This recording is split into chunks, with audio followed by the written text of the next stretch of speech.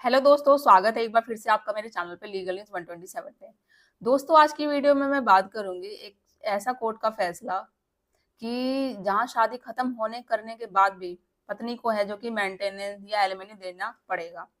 जहां तक दोस्तों आप सबको पता है कि अगर शादी अमान्य घोषित की जाती है, नल वॉइड कर दी जाती है, मतलब शादी को पूरी तरीके से शून्य घोषित कर दिया जाता है। अब वो किन केसों में किया जाता है उसकी भी कुछ कंडीशन होती है, लाइक आपके साथ फ्रॉड किया हो। फ्रॉड मीन्स कि पहले से शादीशुदा हो या कोई बीमारी छिपाई गई हो, तो उस चीज से रिलेटेड। तो कहा यह जाता है अगर शादी को खत्म पूरी तरीके से कर दिया जाए तो फिर आई थिंक कि मेंटेनेंस या फिर एलिमनी देने की जरूरत नहीं पड़ती तभी। बट कोर्ट का एक ऐसा फैसला आया है जिसमें कि कोर्ट ने साफ किया है कि पत्नी फिर भी मेंटेनेंस लेने की हकदार है। अब वो क्या है डिटेल्स में जानेंगे। चैनल पर नए जुड़े हैं तो चैनल को लाइक करना, शेयर करना, सब्सक्राइब करना बिल्कुल मत भूलिए। साथ ही बेल आइकन दबा दीजिए ताकि आपको टाइम टाइम पे मेरे वीडियो की नोटिफिकेशन मिलती रहे। तो चलिए चलते हैं हमारे टॉपिक की ओर। मेन दोस्तों देखिए, मेरा मेन मकसद यही है कि जहां तक मैं हमेशा बोलती हूँ, जो जो नई चीजें आती है, जजमेंट आता है, नया कानून, नया लॉ क्या है, तो वो आप तक मैं पहुंचाऊं ताकि आपको हेल्प मिल सके आपके केस में। जो भी आपके केस चल रहे किसी से भी रिलेटेड, चाहे मेंटेनेंस हो, डिवोर्स हो, जो भी है, क्योंकि आपको आपके पास कानून के अधिकार होना, कानून की नॉलेज होना जरूरी है। क्योंकि जब आपको जानकारी होगी, पता, जब भी आप अपने केस के अकॉर्डिंग आप अपना केस लड़ सकेंगे। तो नॉलेज, जानकारी होना कानून की बहुत ज्यादा जरूरी है। तो ये मेरी वीडियो को ज्यादा ज्यादा लोगों तक शेयर करो ताकि और भी लोग तक पहुंचे और उन्हें भी हेल्प मिल सके। अब मेन क्या है, जहां तक आपको सब पता है कि बहुत सारे हस्बैंड या वाइफ ये होते हैं, दोनों के साथ ही सेम सिचुएशन होती है कि अगर शादी को, जैसे फ्रॉड होता है शादी। अब फ्रॉड मीन्स क्या, कि छुपा के किया जाता है या फिर एज कम हो। ठीक है। दूसरा सबसे बड़ा ये होता है कि पहले से शादीशुदा हो और साथ में बच्चा भी हो, तो ये बात छिपाई जाती है और दूसरी शादी कर दी जाती है, तो ये भाई शादीशुदा, ये तो फ्रॉड ही हुआ।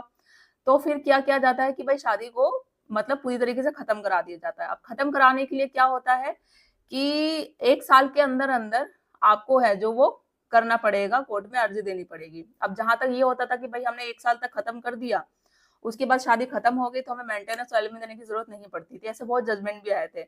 अब ये नया कोर्ट का क्या फैसला है कि शादी खत्म होने के बाद भी, एक तो ये होता है कि स्टार्टिंग मेंटेनेंस तो बांध दिया जाता है, ये तो आप मान के चलो, मान लिया जाएगा। बट जो क्या था एंड ऑफ द केस, अब जब शादी पूरी तरीके से खत्म हो जाएगी फिर तो नहीं लगता है कि एलिमनी देने की जरूरत पड़ेगी। ऐसे बहुत केसेस हुए भी है। हमारे पास भी ऐसा केसेस आया था कि भाई शादी, पहले से शादीशुदा था, लाइक उसकी वाइफ, बच्चा भी था, और उसके बाद जब पता चला तो भाई पति ने डाल दिया कोर्ट में केस कि भाई मैं, ये तो शादीशुदा है, बच्चा भी है और मेरे साथ ये धोखा हुआ है। अब जब कोर्ट में किया अर्जी तो स्टार्टिंग में इंट्री मेंटेनेंस तो फिर भी बन गया, पत्नी ने डाल दिया मेंटेनेंस के लिए। अब मेंटेनेंस के डाला, इंट्री मेंटेनेंस का बंद किया। अब शादी खत्म हुई तो ये हुआ कि एलिमनी नहीं बनती थी, ठीक है, नहीं करने दिया था। बट प्रॉब्लम आज ये नया, मतलब जो नए नए केसेस आ रहे हैं, नए नए जजमेंट आ रहे हैं, कोर्ट क्या अलाउ कर रहा है क्या नहीं, मतलब कुछ समझ नहीं आता। शादी खत्म होने करने के बाद भी फिर क्या मतलब बनता है कि देने का, कि भाई पत्नी को एक तो धोखा हुआ पति के साथ या पत्नी के साथ, दोनों किसी के साथ भी।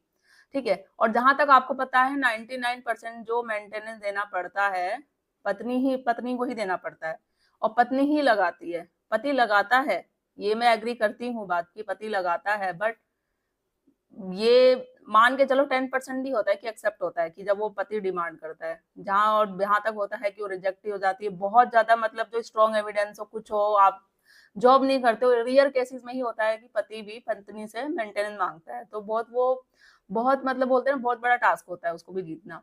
तो जहां तक होता है पत्नियां ही करती है तो उन्हीं के लिए ही। तो मेन क्वेश्चन मार्क वही आ गया कि भाई अगर पति, शादी खत्म हो चुकी है फिर भी उसको मेंटेनेंस देने की जरूरत है, फिर भी क्या कहते हैं एलिमनी देना पड़ेगा, तो ये तो कोई लॉजिक ही नहीं हुआ। पता नहीं क्या कानून क्या लेकर आता है क्या नहीं, तो वो चीज है। तो मेन ये है कि मेरा मकसद आपको बताने के लिए, आपके साथ अगर सेम सिचुएशन हो रही हो तो आपको लड़ना पड़ेगा, पहले है ये, इसके लिए मेंटली प्रिपेयर होना पड़ेगा कि हाँ ये सिचुएशन आ सकती है, इस सिचुएशन में आप क्या करोगे। और 1 साल के अंदर अंदर जब आपकी शादी ऐसी फ्रॉड हुई हो, या जैसे कि कोई बीमारी छिपाई गई हो, कोई बड़ी बीमारी हो, आपको पता चलता है कि हाँ भाई इस तरीके से है, तो आप करो। 1 साल के अंदर अंदर करो, या जिस दिन से आपको पता चलता है जब आप फाइल पिटिशन करते हो उसके अंदर से ही, मतलब 1 साल के अंदर अंदर करनी चाहिए आपको शादी खत्म करने के लिए। ऐसे बहुत सारे ग्राउंड होते हैं, बहुत सी रीजन होते हैं। एक तो शादी खत्म कराने के लिए, शादी शून्य घोषित कराने के लिए। इससे रिलेटेड मैंने पहले वीडियो बनाई है, आप मेरे चैनल पे जाके देख सकते हो, विजिट कर सकते हो, मिल जाएगा। और इस जो ये अभी जो लिंक आया है सॉरी जजमेंट आया, इसका लिंक है, मैं वो आपको शेयर कर दूंगी डिस्क्रिप्शन में, आप पढ़ लीजिएगा, ठीक है। अगर जजमेंट आता है तो आगे आने वाले टाइम में मैं वो डेफिनेटली वो भी शेयर करूंगी।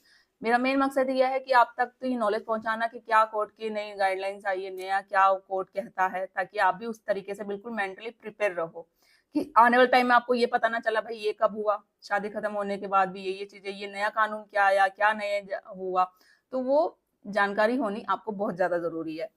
बात रही, क्योंकि हर कोई पति यही चाहता है कि भाई हमें मेंटेनेंस देने की जरूरत ना पड़े, एलिमनी देने की जरूरत ना पड़े, और किसी तरीके से, और जब शादी में हमें नुकसान हुआ, क्योंकि ये होता है भाई शादी होती है, एक तो धोखा हुआ, शादी या पहले से शुदा था, ये बीमारी थी, ठीक है। जब शादी होती है तो खर्चा होता है, सब कुछ होता है, और पूरी तरीके से रीति रिवाज के साथ शादी करना, पूरे समाज के सामने शादी करना, और फिर बाद में पता चलता है भाई जो हमने चाहा था वो तो हुआ ही नहीं, छुपाकर हमसे शादी हुई, ये सब कुछ हुआ, समाज में सबके सामने इज्जत भी गई, और शादी भी टूटनी है, ये भी चीज करना, उसके बाद हमें पैसे भी देने हैं वाइफ को, तो ये क्या बात हुई।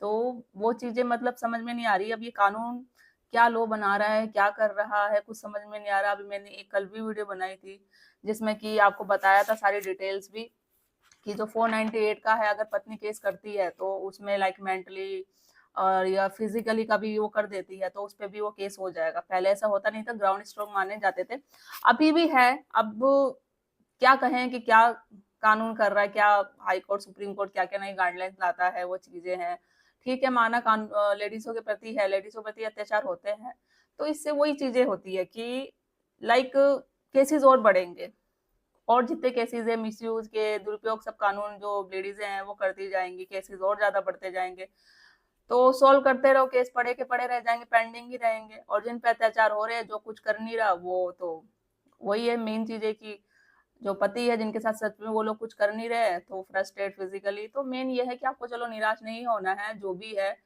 जहाँ प्रॉब्लम है हमेशा कहती हूँ उसका सॉल्यूशन भी है, पॉजिटिव सोच के, मेंटली प्रिपेयर, फिजिकल आप फिट रहो, केस को लड़ो। जहाँ कुछ चीजें हैं जो कानून या हाई कोर्ट सुप्रीम कोर्ट चीजें लाता है, वहाँ दूसरी तरफ बहुत सारी अच्छी पॉजिटिविटी चीजें भी हैं, जजमेंट भी है, नई गाइडलाइंस भी है, आप उसके तरी रहो।